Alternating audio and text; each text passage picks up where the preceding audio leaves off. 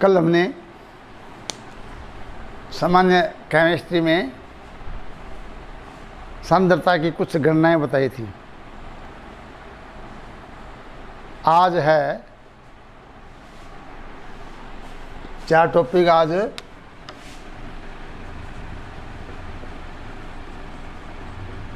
ऑक्सीकरण, अपचयन, ऑक्सीकारक,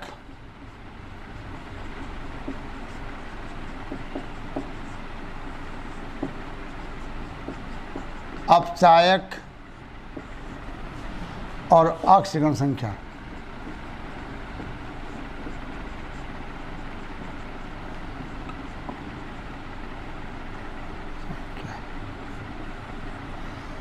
क्योंकि ये चीज़ पूरी केमिस्ट्री में आपको मिलेगी, हर एक पाठ में कहीं भी ये आपको शब्द मिलेंगे।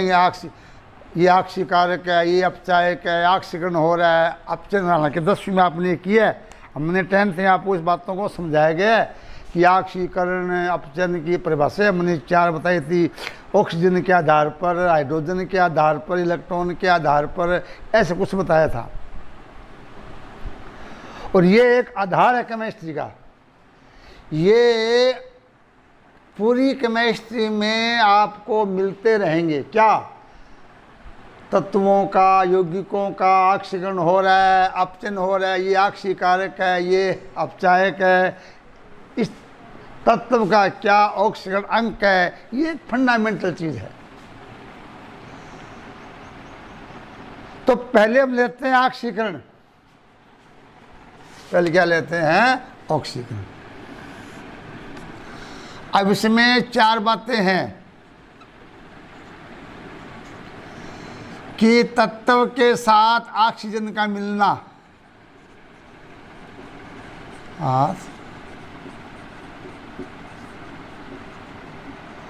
O2 का मिलना,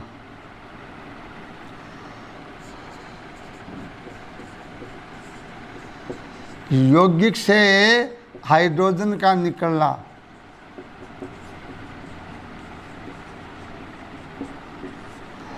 यौगिक के धनात्मक भाग में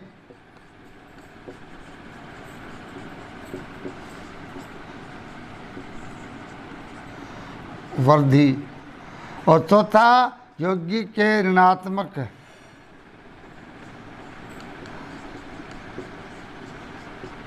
भाग में कमी। यानी सामान्य परिभाषा में हम 4 बातें लेते हैं। चारों 10th क्लास में आपको बताई थी, ध्यान हो तो। पहला क्या है?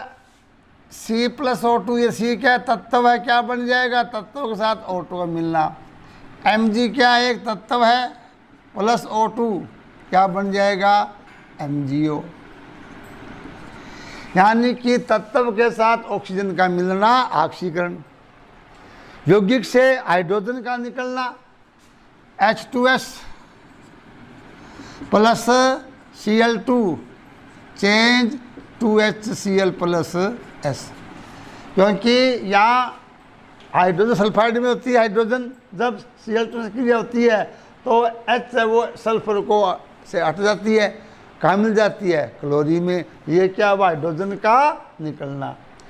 यौगिक के धनात्मक भाग में वृद्धि, जैसे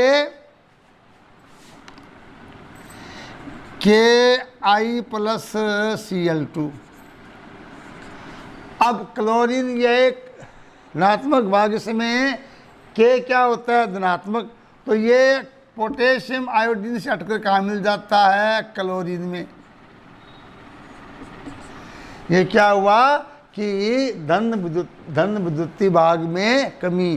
पोटेशियम आयोडाइड में पोटेशियम एक धन विद्युतीय भाग है, वो इसे हट जाता है और कहाँ मिल जाता है? क्लोरीन में। ये होगी धनात्मक भाग में वृद्धि।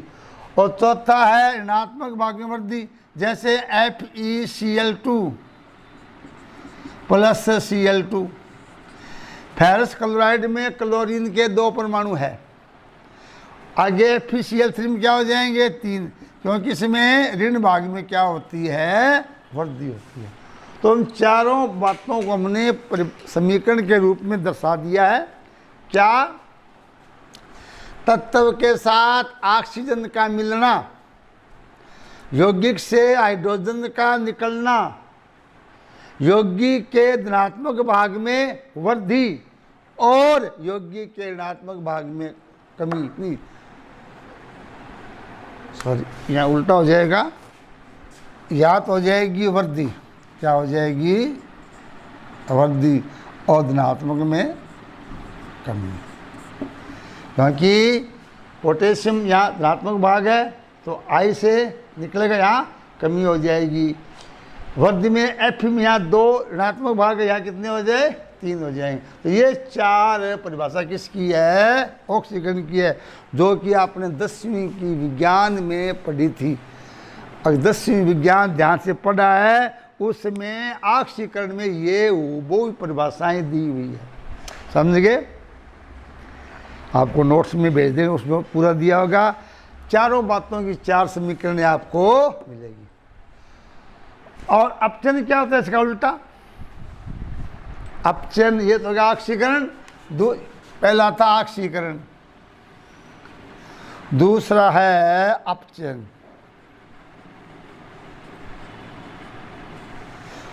रिडक्शन,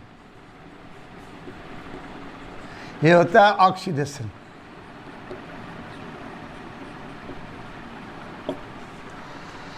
तो अपचन का उल्टा कर दो। उल्टा मीन्स यौगिक से O2 का निकलना, तत्व में हाइड्रोजन का मिलना, धन भाग में वृद्धि, ऋण भाग में कमी। यानी उपरोक्त परिभाषा का उल्टा क्या हो जाएगा? अपचन। पहला क्या है? तत्व के साथ हाइड्रोजन का मिलना,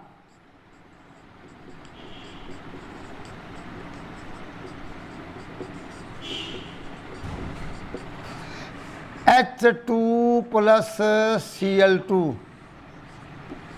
2HCl, H2 plus S, H2S। फिर है यौगिक से हाइड्रोजन का निकलना, यौगिक से O2 का निकल, उल्टा हो गया ना, O2 का निकलना, ये इसको उल्टा कर दो। ये क्या यौगिक है? O2 निकाल दो। जैसे 2MgO change 2Mg plus O2, CO2 गर्म कर दो, C प्लस O2। तो ये तीसरा, धनात्मक भाग में वृद्धि, इस क्रिया को उल्टा कर दीजिए, ये लो। क्योंकि यहां आई के साथ कुछ नहीं है, और यहां ये क्या धन भाग में कहाँ मिल जाएगा? आई में क्या हो जाएगी? वृद्धि हो जाएगी। इस क्रिया उल्टा कर दीजिए। उसके बाद में ऋण भाग में कमी, यहाँ क्या अब क्या हो जाएगी? यहाँ क्या आ जाएगी? कमी। इसकी जो ये कर दीजिए, लो। FeCl3 गर्म करते हैं, FeCl2 में टूट जाता है, यानी Cl की 6 तो 4 रह गए। इस प्रकार ये सामान्य परिभाषा है। अंतर आ जाता है ऑक्सीकरण अपचयन में, अंतर लिखिए, ये 4 अंतर हो जाएंगे, प्रश्न 2 नंबर का बन जाता है। और ये शब्द आपको केमिस्ट्री में, पूरी केमिस्ट्री में कहीं न कहीं मिलते रहेंगे। जब आप केमिस्ट्री में कार्बनिक यौगिकों का अध्ययन करेंगे तो आपको ये शब्द बार बार आएंगे। इसका ऑक्सीकरण हो रहा है, अपचयन हो रहा है, ये ऑक्सीकारक है, ये अपचायक है। तो पहली बात हमने क्या बताई आपको? ऑक्सीकरण अपचयन दोनों की परिभाषा, दोनों की समीकरण, दोनों के उदाहरण। अब आता है इसमें, ये थी सामान्य परिभाषा। अब बताते हैं इलेक्ट्रॉनिक सिद्धांत के आधार पर, और 10th में भी आपने पढ़ा है, और प्रश्न ये आ भी जाता है कि इलेक्ट्रॉनिक सिद्धांत के आधार पर ऑक्सीकरण अपचयन क्रिया को समझाइए।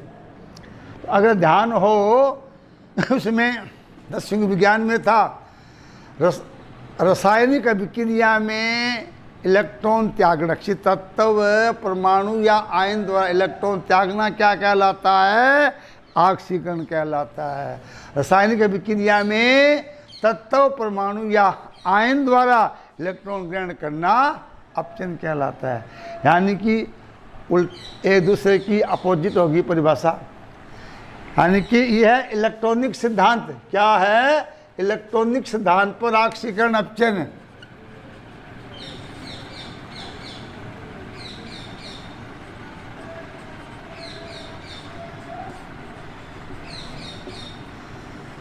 इलेक्ट्रॉनिक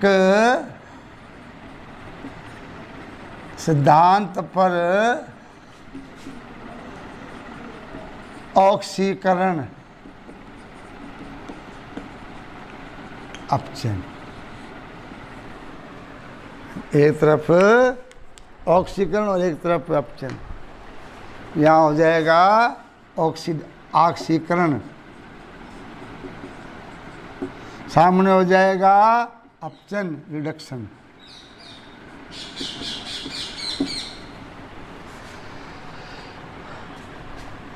तत्व से जैसे Na change Na plus Na में होता है 2 8 1 विन्यास। एक इलेक्ट्रॉन त्याग कर क्या बन जाएगा? इसमें 2 है 8। इसी प्रकार Mg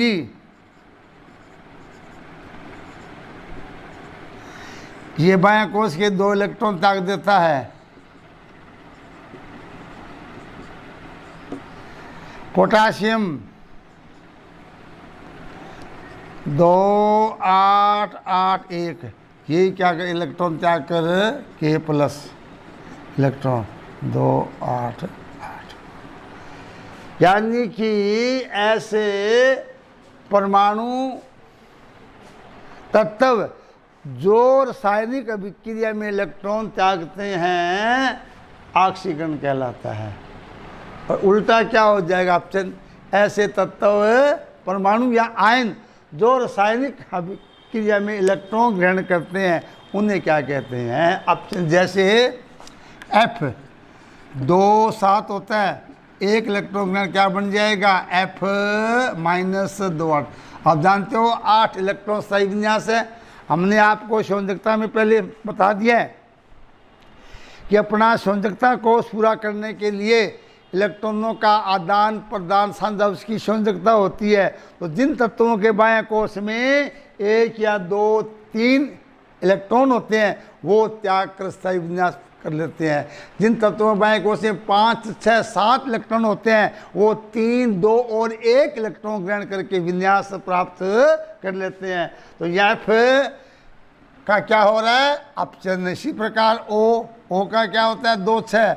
इसमें 2 चाहिए, 2 इलेक्ट्रॉन ग्रहण करती है, क्या बनाएगा? O - 2 2 8। इसी प्रकार Cl 2 8 7 होता है, 1 इलेक्ट्रॉन ग्रहण कर तो क्या बन जाएगा? Cl - 2 8 8। तो ये अगर आपको आ जाए कि इलेक्ट्रॉनिक सिद्धांत के आधार पर ऑक्सीकरण अपचन क्रिया समझाइए तो ये है इलेक्ट्रॉनिक सिद्धांत के आधार पर है। यानी कि इलेक्ट्रॉन का त्यागना ऑक्सीकरण और ग्रहण करना अपचन। अब यह बात आपने और पढ़ी है 11वीं में कि ऑक्सीकरण अपचन दोनों क्रियाएं क्या होती है? साथ साथ होती है। यानी कि ऑक्सीकरण के बिना अपचन संभव नहीं है और अपचन के बिना ऑक्सीकरण संभव नहीं है। ये भी आपने पढ़ा है। क्योंकि आप जानते हो रासायनिक बंध बनता है तो इलेक्ट्रॉनों के आदान प्रदान से बनता है। बंध क्यों बनाते हैं? स्थायी विन्यास प्राप्त करने के लिए। इसलिए जिन तत्वों के बाएं कोष में 1 2 3 इलेक्ट्रॉन होते हैं वो हमेशा इलेक्ट्रॉन त्यागते हैं और उनका ऑक्सीकरण होता है, प्लस में संयोजकता दर्शाते हैं। और जिन तत्वों में 6 7 होते हैं इलेक्ट्रॉन वो 2 या 1 ग्रहण करके स्थायी विन्यास प्राप्त कर लेते हैं, उनका क्या होता है? अपचन। इसलिए कोई भी रासायनिक जब अभिक्रिया होती है उस अभिक्रिया में जब नए बंध बनते हैं तो परमाणुओं के बीच इलेक्ट्रॉनों का आदान प्रदान होता है। अतः जो परमाणु इलेक्ट्रॉन त्यागता है उसका ऑक्सीकरण होता है और इलेक्ट्रॉन ग्रहण करने वाले का अपचन होता है। अतः हम कह सकते हैं कि ऑक्सीकरण अपचन एक दूसरे के पूरक है या ये क्रियाएं साथ देखिए, जैसे Na+Cl2 क्या बनेगा, NaCl। अब इस क्रिया में देखिए सोडियम क्या होता है, एक इलेक्ट्रॉन त्यागता है, Na+ यहाँ इलेक्ट्रॉन, और Cl उस इलेक्ट्रॉन को ग्रहण करके क्या बनाता है, ऋणावेश Cl-। अब Na+Cl में क्या होता है, आकर्षण, ये क्या बनता है, आयनिक NaCl। अब इस क्रिया में Na इलेक्ट्रॉन त्याग रहा है, इसका क्या हो रहा है, ऑक्सीकरण हो रहा है। Cl इलेक्ट्रॉन ग्रहण कर रही है, Cl का क्या हो रहा है, अपचन। अतः हम कह सकते हैं कि ऑक्सीकरण और अपचन सदैव साथ साथ होते हैं। इसके बाद आता है ऑक्सीकारक अपचायक। ऑक्सीकारक अपचायक यानी यही हो जाएगी, यानी जो ऑक्सीकरण है इसे क्या बोलते हैं, अपचायक, और जो अपचन है इसे बोलते हैं ऑक्सीकारक। यानी कि अपचन का उल्टा अपचायक और ऑक्सीकरण का उल्टा ऑक्सीकारक। यानी कि इलेक्ट्रॉन त्यागना क्या होता है, ऑक्सीकरण। तो ऐसे परमाणु जो इलेक्ट्रॉन ग्रहण करते हैं ऑक्सीकारक कहलाते हैं। परमाणु या अणु जो क्रिया में इलेक्ट्रॉन ग्रहण करते हैं उन्हें क्या कहते हैं, ऑक्सीकारक कहते हैं, और जो क्रिया में इलेक्ट्रॉन त्यागते हैं उन्हें क्या कहते हैं, अपचायक। यानी कि हमने जो ऑक्सीकरण की क्रिया आपको बताई थी वो क्या है, सारी क्या है, वो अपचायक है। क्या है, क्रिया कौन सी है, ऑक्सीकरण है। क्या कहते हैं, अपचायक कहते हैं। अपचन में क्या होता है, इलेक्ट्रॉन ग्रहण करते हैं, ये क्या होता है, अपचायक। अपचायक जो अपचन है वो क्या होते हैं, ऑक्सीकारक। याद रखिए ऑक्सीकरण और अपचायक एक ही बात है, अपचन और ऑक्सीकारक एक ही बात है। वही उदाहरण है या क्रिया जाए, इस क्रिया में ऑक्सीकारक और अपचायक बताइए। Na है, इलेक्ट्रॉन त्याग रहा है, इसका क्या हो रहा है, ये इलेक्ट्रॉन त्याग रहा है, ऑक्सीकरण हो रहा है, तो ये क्या है, एक अपचायक है। Cl इलेक्ट्रॉन ग्रहण कर रही है, इसका अपचन हो रहा है, ये क्या है, एक ऑक्सीकारक है। तो आप पूछा आ जाता है कि ऑक्सीकारक और अपचायक किसे कहते हैं, उदाहरण दीजिए। तो ये याद करना, ऑक्सीकरण और अपचन का अपोजिट है दोनों। ये थे सामान्य बातें। एक टॉपिक 5 और है, ऑक्सीकरण अंक। यानी रासायनिक जब क्रिया होती है तो उसमें परमाणु इलेक्ट्रॉन त्यागते हैं या ग्रहण करते हैं, तो इससे क्या, तो उन पर प्लस या माइनस आवेश आता है, वही क्या होता है, ऑक्सीकरण संख्या या ऑक्सीजन नंबर। किसी यौगिक में उपस्थित परमाणु द्वारा इलेक्ट्रॉन त्यागने या ग्रहण करने पर जो आवेश उत्पन्न होता है उसे क्या बोलते हैं, ऑक्सीडेशन नंबर, यानी कि ऑक्सीकरण संख्या। जैसे NaCl एक यौगिक है, ये कैसे बनता है, यहाँ Na इलेक्ट्रॉन त्याग कर क्या बनाता है, यहाँ Na क्या होता है, पॉजिटिव, Cl क्या होता है, नेगेटिव। Na इलेक्ट्रॉन त्याग रहा है, इसका +1 है, ये यानी O1 क्या होता है, Na का क्या होगा, +1 होगा, Cl का -1। क्यों कि इसमें जब यौगिक बनता है तो इलेक्ट्रॉनों का आदान प्रदान होता है, इलेक्ट्रॉन त्यागने पर जो आवेश आ जाए वो इसका ऑक्सीजन संख्या है।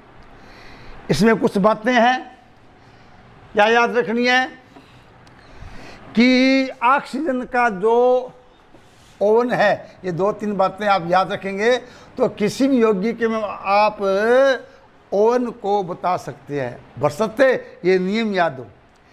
पहला नियम क्या है, ऑक्सीजन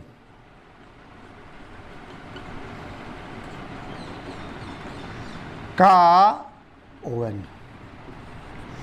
हाइड्रोजन का ON,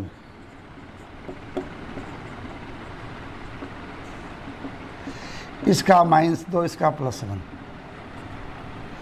हम कोई भी आपको जब सवाल पूछेंगे कि यौगिक में तत्व का ON क्या है, दो बात याद रखनी है कि O का -2 होता है, H का +1 होता है। यहाँ अपवाद है, अपवाद।